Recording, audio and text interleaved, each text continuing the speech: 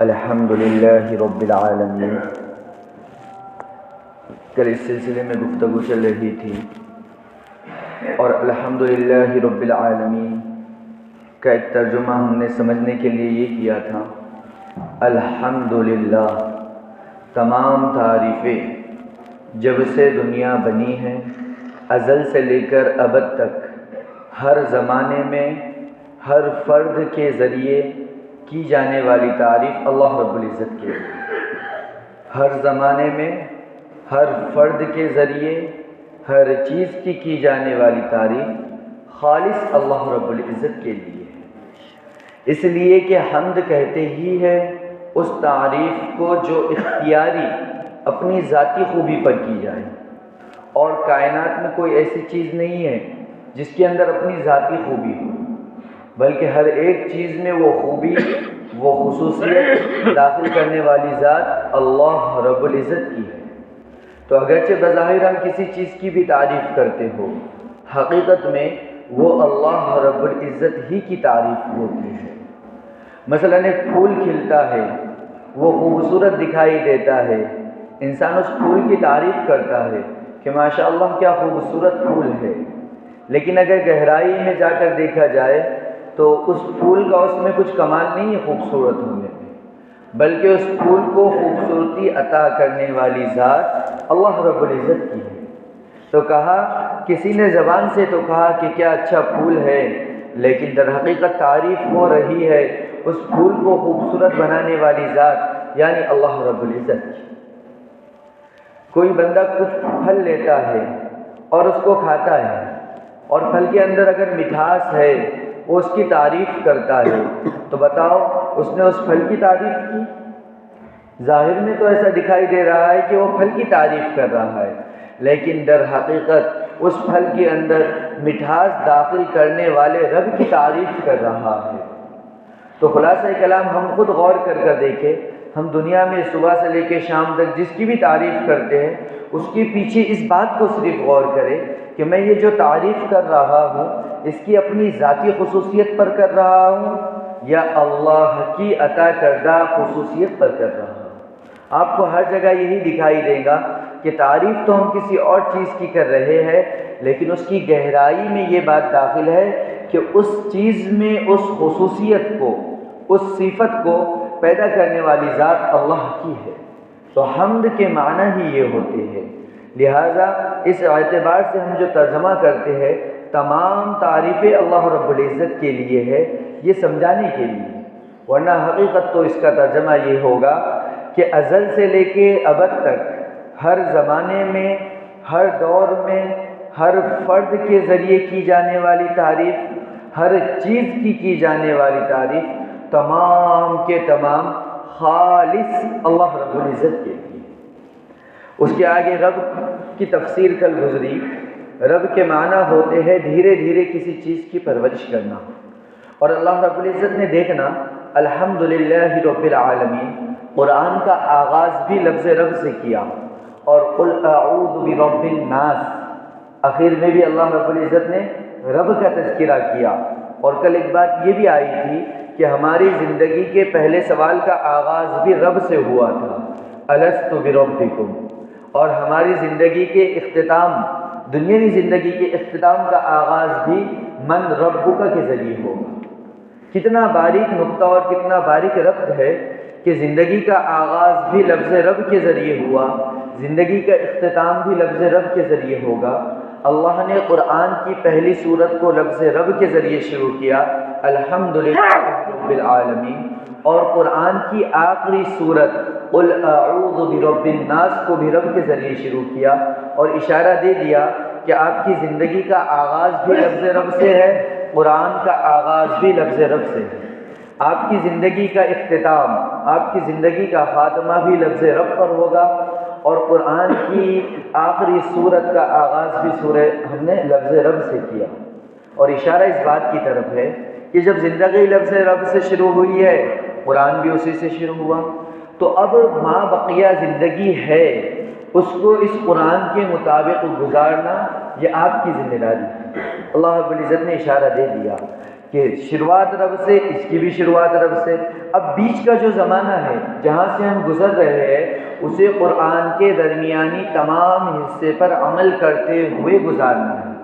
تاکہ جب آخری مرتبہ سوال ہوگا من ربک تو ہم اطمینان سے اس کا جواب دے سکتے ہیں۔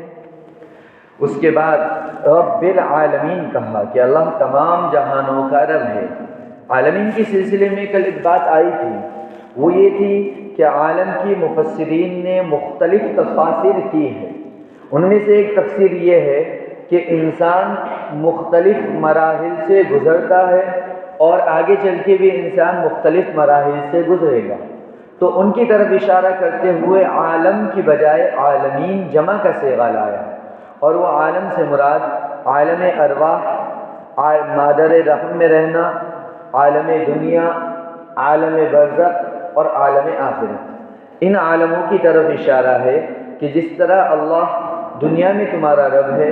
دنیا میں تمہاری پرورش کرتا ہے، تمہاری دیکھ بھال کرتا ہے، تمہاری ضروریات کو پورا کرتا ہے، اسی طرح وہی اللہ ہے جس نے عالم ارواح میں بھی تمہاری پرورش کی۔ وہاں دنیا کا کوئی رشتہ، دنیا کی کوئی اسباب پرورش کرنے کے لیے نہیں آئے، وہاں خالص اللہ نے اپنی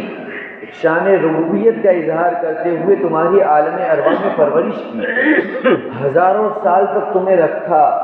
بغیر کھانے، بغیر پانی، بغیر ہوا کے انتظام کے ساتھ اللہ نے وہاں زندگی کو ایسا بنایا، ہزاروں سال ہم وہاں رہیں۔ اس کے بعد اللہ نے کائنات کے نظام کو ایسا بنایا کہ مادر رحم میں جب آتے ہیں وہاں اللہ نے ہماری پرورش کر کے بتائی کہ ظاہر کے اعتبار سے وہاں ہوا پہنچنے کا کوئی انتظام نہیں، کھانا پانی پہنچنے کا کوئی انتظام نہیں، لیکن یہ اللہ کی شان ہے کہ اللہ نے مادر رحم میں رہتے ہوئے بھی ہماری پرورش فرمائی۔ ہمیں جن جن چیزوں کی ضرورت تھی اللہ رب العزت نے وہ چیزیں وہاں تک پہنچائی اور بتا دیا کہ دیکھو اصل مربی، اصل پالنہار تو میں ہوں۔ جہاں دنیا کی تمام طاقتیں فیل ہو جاتی ہے وہ تمہیں وہاں تمہاری زندگی کو گزارنے کا انتظام نہیں کر سکتی، لیکن اللہ ایسا رب ہے کہ اس نے وہاں بھی تمہارے کھانے پینے رہنے اور تمام چیزوں کا انتظام کیا۔ جب عالم دنیا میں ہم تشریف لاتے ہیں تو دیکھو انسان کس طرح بے بس ہوتا ہے، دنیا کی کسی چیز کو کھانے پر قادر نہیں، کوئی چیز چبانے پر قادر نہیں، لیکن اللہ نے اس کے رزق کا انتظام کیا، اور کیسا انتظام کیا کہ اس کے اندر بھرپور غذائیت کو اللہ نے رکھ دیا، اور ایسی غذائیت حکماء کہتے ہیں کہ ماں کے دودھ کے اندر اللہ نے ایسی تاثیر رکھی ہے کہ بچے کو اس وقت اس سے زیادہ غذائیت سے بھرپور کوئی اور چیز دنیا میں مل ہی نہیں سکتی۔ جو غذائیت، جو قوت، جو انرجی اور طاقت اللہ نے ماں کے دودھ میں رکھی ہے دنیا کی کسی چیز میں وہ چیز نہیں مل سکتی۔ تو یہ اللہ ہمارا رب کیسا ہے کہ ہر عالم میں ہماری پرورش کر رہا ہے، ہم جس عالم سے گزر رہے ہیں وہاں ہماری ضرورتوں کا انتظام کر رہا ہے۔ تو فرمایا رب العالمین، اللہ تمام جہانوں کا رب ہے، تم جس جس عالم سے گزر کر آئے وہاں تمہاری نگہبانی اللہ نے کی، اور اب جس جس عالموں میں تم جاؤ گے، عالم برزخ ہے، عالم قیامت ہے، جنت یا جہنم کا مسئلہ ہے، کہا وہاں بھی اللہ تمہارا رب ہوگا۔ یہ تو عالمین کی ایک تفسیر تھی۔ عالمین کی ایک دوسری تفسیر یہ کی گئی ما یعلم بہ الشیء، عالم مثلا عالم کہتے ہیں مخلوق کو، مثلا انسان اللہ کی ایک مخلوق ہے تو انسان ایک عالم ہو گیا، جانور حیوانات اللہ کی ایک مخلوق ہے، کہا یہ ایک عالم ہو گیا، نباتات، درخت، پودے یہ اللہ کی مخلوق ہے تو یہ ایک عالم، چاند، سورج، ستارے یہ اللہ کی مخلوق ہے تو یہ الگ عالم ہو گیا۔ تو کہا اللہ نے دنیا میں بے شمار مخلوقات کو پیدا کیا، یعنی بے شمار عالم کو اللہ نے پیدا کیا، اور پہلی آیت میں اشارہ کر دیا رب العالمین، ہم نے ہر عالم، ہر مخلوق کو پیدا کیا، اور ہم ہر مخلوق کی تربیت کرنے والے ہیں، ہم ہر مخلوق کی پرورش کرنے والے ہیں، ہم ہر مخلوق کے رب ہیں۔ اب عالمین کی جمع ہے، اور جب ہم عالم سے مراد مخلوق لے تو سوال یہ ہوتا ہے کہ دنیا میں کتنی مخلوق اللہ نے پیدا کی۔ تو خلاصے کے طور پر یہ بات عرض کرتے چلے کہ اللہ رب العزت نے بے شمار مخلوقات پیدا کی ہے۔ اللہ کی مخلوقات کی گنتی کسی کے بس میں نہیں ہے۔ اللہ نے اتنی مخلوقات پیدا کی ہے کہ کوئی انسان اس کو شمار بھی نہیں کر سکتا۔ بعض لوگوں نے مختلف اندازوں سے، مختلف روایات سے یا اسرائیلی روایات سے اس چیز کو ثابت کرنے کے لیے کچھ روایتیں پیش کی ہے۔ ایک روایت میں ہے، ایک تابعی ذکر کرتے ہیں کہ اللہ نے کل 80,000 عالم بنائے ہیں۔ اللہ نے کل 80,000 عالم بنائے ہیں، ان میں سے 40,000 عالم خشکی کے اوپر ہے، یعنی 40,000 مخلوق خشکی کے اوپر ہے، اور 40,000 مخلوق سمندر کے اندر ہے۔ وہاب ابن منبہ رحمۃ اللہ علیہ کہتے ہیں کہ نہیں، اللہ نے 18,000 مخلوق بنائی ہے۔ اسی طرح مختلف روایتیں ہیں، لیکن صحیح اور راجح ترین قول یہ ہے کہ اللہ نے کتنی مخلوق بنائی ہے اللہ کے علاوہ کسی کے علم میں نہیں ہے، کیونکہ بہت ساری مخلوق ایسی ہے جس کو ہم دیکھ نہیں سکتے۔ سائنس اتنی ترقی کر چکی ہے اور جدید ایسے آلات بنائے جا چکے ہیں کہ آدمی باریک سے باریک مخلوق کو دیکھ سکتا ہے،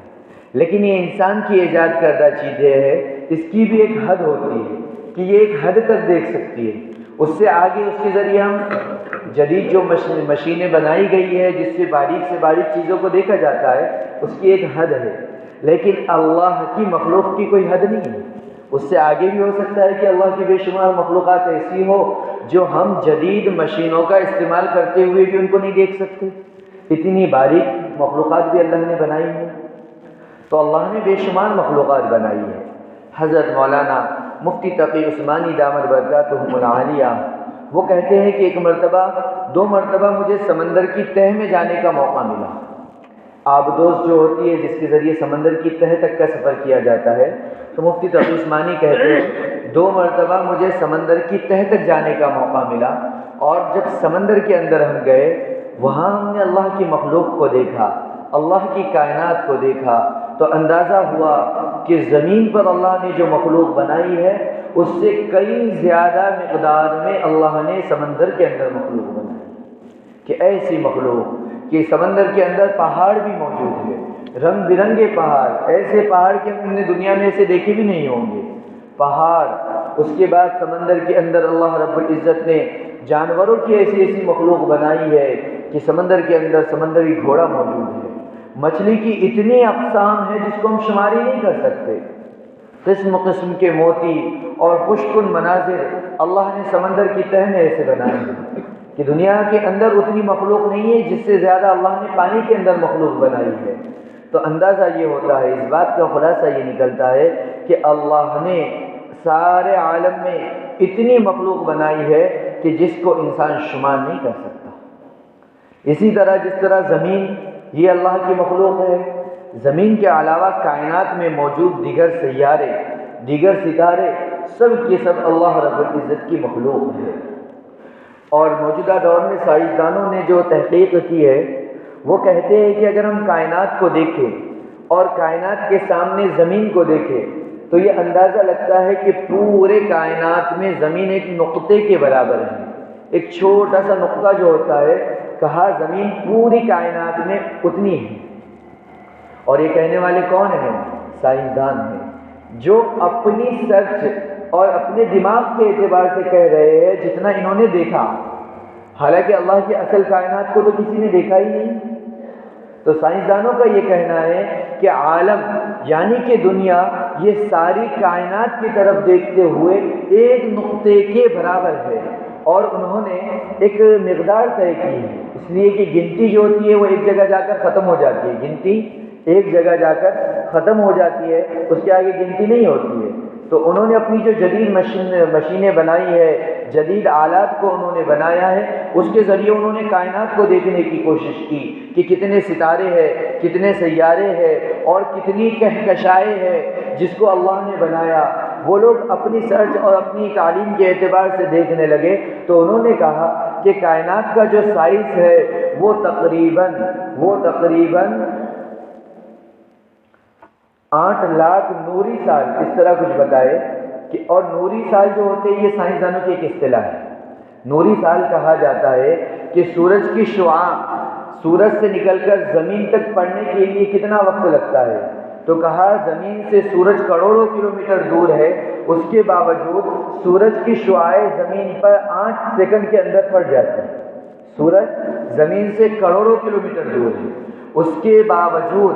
سورج کی شعاعیں زمین تک صرف 8 سیکنڈ میں پہنچ جاتی ہے۔ تو ان لوگوں نے اس یعنی کہ نور سورج کی شعاع نے جتنی دیر میں سورج سے نکل کر زمین تک پہنچنے کے لیے لگائی اسے 8 سیکنڈ کہتے ہیں۔ 8 سیکنڈ میں یہ عمل ہو جاتا ہے۔ تو سائنسداں کہتے ہیں اسی تیزی سے اگر سورج کی شعاعیں 1 سال تک چلتی رہیں، سورج کی شعاعیں 1 سال تک تیزی کے ساتھ چلتی رہے تو وہ جتنے دور جائیں گی اتنے فاصلے کو 1 نوری سال کہتے ہیں۔ کیا کہا کہ سورج کی شعاع کو سورج سے نکل کر زمین تک پہنچنے کے لیے صرف 8 سیکنڈ لگتے ہیں، اور سورج اور زمین کے درمیان کروڑوں کلومیٹر کا فاصلہ ہے۔ تو وہ سائنسداں کہتے ہیں کہ یہ 8 سیکنڈ کے فاصلے میں وہ کروڑوں کلومیٹر طے کرتی ہے، تو اندازہ لگاؤ سورج کی شعاعیں 1 سال کے اندر کتنے کلومیٹر کا فاصلہ طے کرے گی؟ انسان اس کو گن نہیں سکتا۔ 8 سیکنڈ میں کروڑوں کلومیٹر، تو اندازہ لگاؤ 8 منٹ میں کتنی کلومیٹر کرتی ہوگی، 8 گھنٹے کے اندر، 8 مہینے کے اندر، اور 1 سال کے اندر کروڑوں اربوں خربوں، جہاں انسان کی تعداد گنتی بھی ختم ہو جائے۔ تو کہا کہ جب ہم دوربین کے ذریعے، جدید مشینری کے ذریعے یا سیٹلائٹ کے ذریعے کائنات کو دیکھتے ہیں، اس کا نظارہ کرتے ہیں، تو ہمیں ایسا اندازہ لگتا ہے کہ اللہ کی کائنات کروڑوں نوری سال تک بھی اگر دیکھتے رہے تو ختم نہیں ہوگی۔ اندازہ لگائیے کتنی بڑی اللہ رب العزت کی کائنات ہے کہ جو سورج کی شعاع 8 سیکنڈ کے اندر کروڑوں کلومیٹر کا فاصلہ طے کر رہی ہے، وہ 1 سال میں کتنا فاصلہ طے کرے گی؟ وہ کہتے ہیں یہ تو اتنی مقدار ہے جو ہم نے دیکھی، اس کے علاوہ جو ہمارے بس میں نہیں وہ اس سے زیادہ ہے۔ تو اس سے یہ پتہ چلا کہ یہ جو دنیا ہے اللہ رب العزت نے یہ ایک نقطے کے برابر ہے، اس کے علاوہ اللہ کی کائنات بہت بڑی ہے جس کی کوئی حد نہیں، جس کا کوئی انتہا نہیں۔ تو اللہ رب العزت یہی فرما رہے ہیں رب العالمین کہ اللہ وہ ہے جو تمام جہانوں کا پالنہار ہے۔ تمام جہانوں کو، چاہے وہ خشکی میں رہنے والی مخلوق ہو، چاہے وہ زمین پر رہنے والی مخلوق ہو، چاہے وہ فضا میں رہنے والی مخلوق ہو، چاہے وہ زمین کے علاوہ کسی اور سیارے میں رہنے والی مخلوق ہو، فرمایا اللہ اس کا بھی رب ہے، اللہ اس کے بھی رزق کا انتظام کرتا ہے، اللہ اس کی پرورش کا بھی انتظام کرنے والا ہے۔ اللہ وہ نہیں ہے جو بس دنیا میں رہنے والے لوگوں کی پرورش کرنے والا ہے، بلکہ کائنات کے ہر ذرے کی پرورش کرنے والی ذات اللہ رب العزت کی ہے۔ لہذا اب الحمدللہ کا ترجمہ یہ ہوگا کہ تمام تعریفیں ازل سے لے کر ابد تک ہر دور میں کی جانے والی، ہر شخص کے ذریعے کی جانے والی، ہر چیز کی جانے والی تعریف خاص اللہ رب العزت کے لیے ہے، جو تمام جہانوں کا، چاہے وہ زمین پر ہو، خشکی میں ہو، سمندر میں ہو، فضا میں ہو، تمام جہانوں کا اللہ رب ہے، پالنہار ہے۔ اس کے آگے اللہ رب العزت نے الرحمن الرحیم،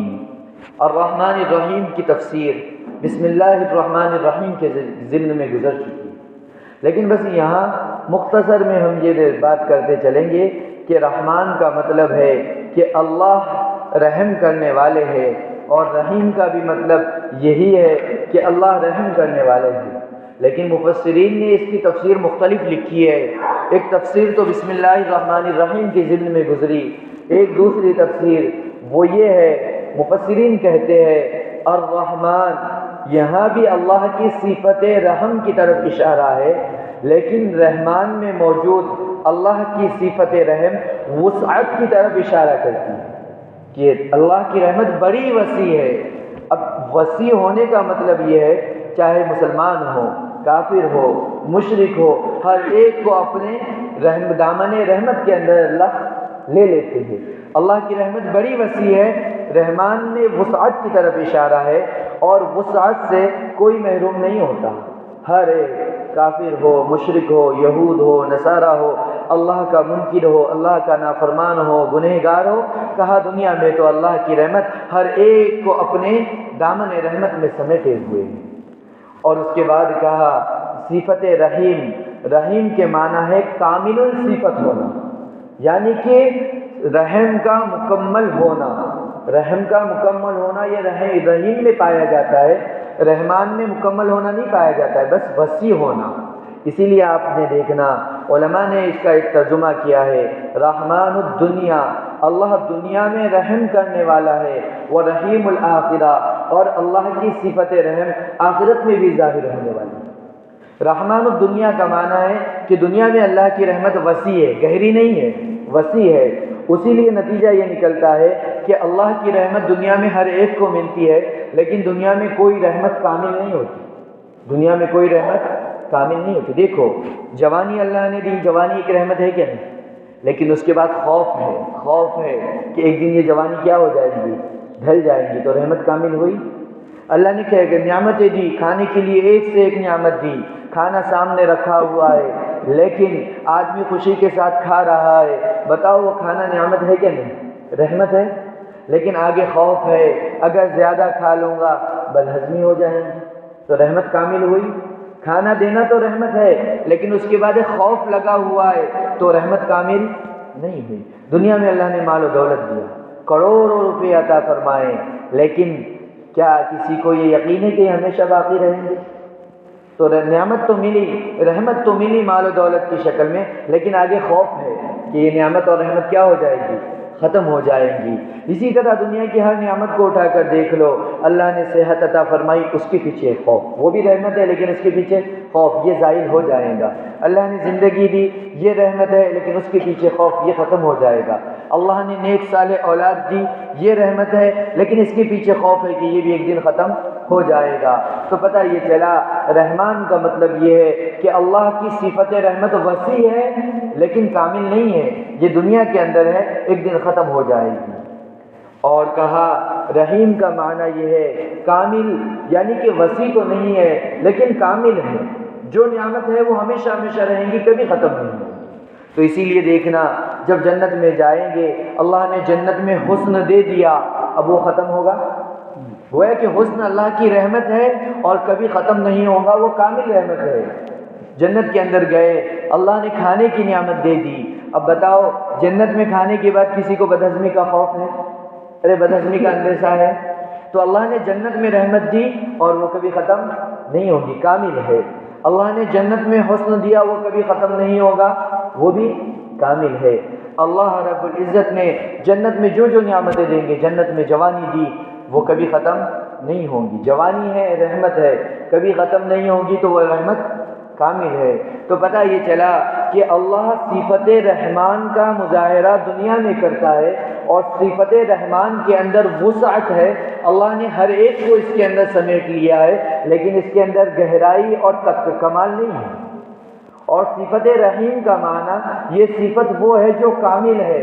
جو اپنے خاص بندوں پر اللہ کریں گے، صرف اور صرف ایمان والوں پر۔ اس میں وسعت نہیں ہے کہ قیامت کے دن بھئی کافر تو بھی آ جا جنت میں، یہودی تو بھی آ جا جنت میں، ایسا نہیں چلے گا، وہاں وسعت نہیں ہے۔ صفت رحم وہاں محدود ہو جائے گی ایمان والوں کے لیے، لیکن اس صفت رحمت میں گہرائی آ جائے گی، تمامیت آ جائے گی کہ اب جنت میں جانے کے بعد جو جو نعمتیں اللہ اپنے رحم سے عطا کرے گا وہ نعمتیں کامل ہوگی، اب کبھی ختم نہیں ہوگی۔ تو اسی لیے کہا اللہ نے شروع میں اشارہ دے دیا، اپنے بندوں سے اپنی محبت کا اظہار کرتے ہوئے پہلے بسم اللہ الرحمن الرحیم میں 2 مرتبہ رحمان اور رحیم کا تذکرہ کیا، پھر الحمدللہ رب العالمین میں شروع میں حمد کا تذکرہ کیا، تعریف کا تذکرہ کیا، اور تعریف کی جاتی ہے نعمتوں کے اوپر۔ اس کے بعد رب العالمین میں اللہ نے اپنی پرورش کی طرف اشارہ کیا کہ میرے بندو دیکھو میں کیسے تمہاری پرورش کرتا ہوں، جہاں دنیا کی کوئی طاقت تمہاری پرورش نہیں کر سکتی وہاں تک میری پرورش کا نظام پہنچتا ہے۔ اس کے بعد اللہ نے صفت رحمان اور رحیم کا دوبارہ تذکرہ کیا۔ بسم اللہ الرحمن الرحیم میں کر دیا کافی تھا، لیکن اللہ نے دوبارہ تذکرہ کیا اور بار بار ہمیں متوجہ کرایا کہ دیکھو میرے بندو میری رحمت کتنی وسیع ہے، میری رحمت کا کوئی ٹھکانہ نہیں۔ میں اپنی صفت رحمت کو بتانے کے لیے ابتدا کی 3-4 آیتوں کو اللہ نے اس کے لیے ہی وقف کر دیا، ورنہ آپ آگے قرآن پڑھ کر دیکھیں گے اللہ کبھی کوئی لفظ زیادہ نہیں لاتے، بار بار کسی چیز کا تذکرہ نہیں کرتے، غیر ضروری اور زائد لفظ اللہ کا ذکر نہیں کرتے، لیکن یہاں بسم اللہ الرحمن الرحیم، رحمان اور رحیم آ گیا، بس الحمدللہ رب العالمین بیچ میں گزرا، دوبارہ رحمان اور رحیم اللہ نے ذکر کیا اور اشارہ دے دیا کہ بندو میری رحمت بہت وسیع ہے، لہٰذا اب تمہاری ذمہ داری ہے کہ تم اپنی استطاعت کے اعتبار سے میری رحمت سے فائدہ اٹھاؤ۔ جو جتنی محنت کرے گا، جتنا مجاہدہ لگائے گا، جتنی قربانی لگائے گا، کہا وہ میری صفت رحمت سے اتنا ہی فائدہ اٹھائے گا۔ جو غفلت برتے گا، جو قرآنی احکامات کو پس پشت ڈال دے گا، جو اللہ رب العزت کی نافرمانی کرے گا، کہا میری رحمت تو بڑی وسیع ہے، دنیا میں تو میں دے دوں گا اس کو تمام چیزیں، لیکن یاد رکھنا میری آخرت کی رحمت یہ ایمان والے بندوں کے لیے خاص ہے۔ میری آخرت کی رحمت ان بندوں کے لیے خاص ہے جو اس آنے والے کلام کو پڑھیں گے، اس کے احکامات کو سمجھیں گے، آنے والے کلام پر عمل کریں گے، یعنی قرآن مجید پر عمل کریں گے، تو کہا میری دوسری جو صفت ہے رحیم کی میں اپنے ان بندوں پر ظاہر کروں گا۔ اسی لیے عزیزو اللہ سے دعا کرتے رہے کہ اللہ رب العزت ہمیں اللہ کی صفت رحمت سے بھرپور فائدہ اٹھانے کی توفیق عطا فرمائے۔ کہ ایک بندہ ہے، ایک سخی آدمی ہے، اس نے اپنے گھر پر اعلان لگا دیا کہ جس کو جو ضرورت ہے وہ میرے پاس سے آ کر حاصل کرے۔ اب بہت سارے لوگ وہاں جا کر اپنی تمام ضرورتوں کو حاصل کر رہے ہیں، لیکن کچھ غافل، کچھ سست اور کمزور لوگ ایسے ہیں وہ اعلان کو پڑھنے کے بعد بھی اپنی جگہ پر بیٹھے ہوئے ہیں اور وہ سوچنے لگے کہ وہ خود آ کے ہمارے گھر پہ ہم کو دے گا، تو ایسا ہوگا؟ سخی نے تو اعلان لگا دیا جس کو جو ضرورت ہے وہ میرے گھر پر آ کر مجھ سے مانگے میں اس کو دے دوں گا، تو جو جائے گا ظاہر سی بات ہے وہ اس سے فائدہ اٹھائے گا، اور جو غفلت اور سستی کی وجہ سے نہیں جائے گا وہ اس سے فائدہ نہیں اٹھا سکے گا۔ تو یہی معاملہ ہے، اللہ نے اعلان کر دیا، جگہ جگہ اس بات کی طرف اشارہ دیا کہ میں بڑا مہربان ہوں، میں بڑا رحمان ہوں، میں بڑا رحم کرنے والا ہوں۔ ہے کوئی توبہ کرنے والا جو میرے پاس آ کر اپنے گناہوں کی معافی مانگے، ہے کوئی اپنی ضرورتوں کو رکھنے والا جو رات کی تنہائی میں آ کر مجھ سے مانگے، نمازوں کے بعد خصوصی دعاؤں کے ذریعے مجھ سے اپنی ضرورتوں کو مانگے، میں اس کی ضرورتوں کو پورا کروں گا۔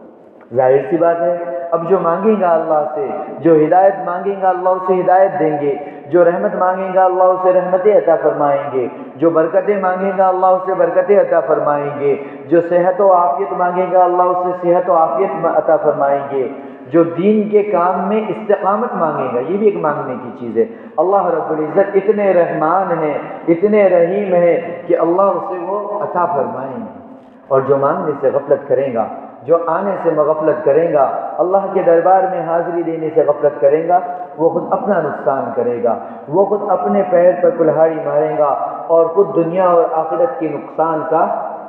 جو ہے تو حقدار ٹھہرے گا۔ اس لیے اللہ سے دعا ہے اللہ ہمیں صفت رحمت سے بھرپور فائدہ اٹھانے کی توفیق عطا فرمائے، اللہ قرآن مجید کے تمام احکامات پر عمل کرنے کی توفیق عطا فرمائے اور قرآن کو سمجھ کر پڑھنے کی توفیق عطا فرمائے، قرآن کے ہر عمل پر، ہر حکم پر عمل کرنے کی توفیق عطا فرمائے، اور قرآن کی اشاعت دنیا کے کونے کونے تک کرنے کے لیے اللہ مجھے، آپ کو اور ہماری نسلوں کو قبول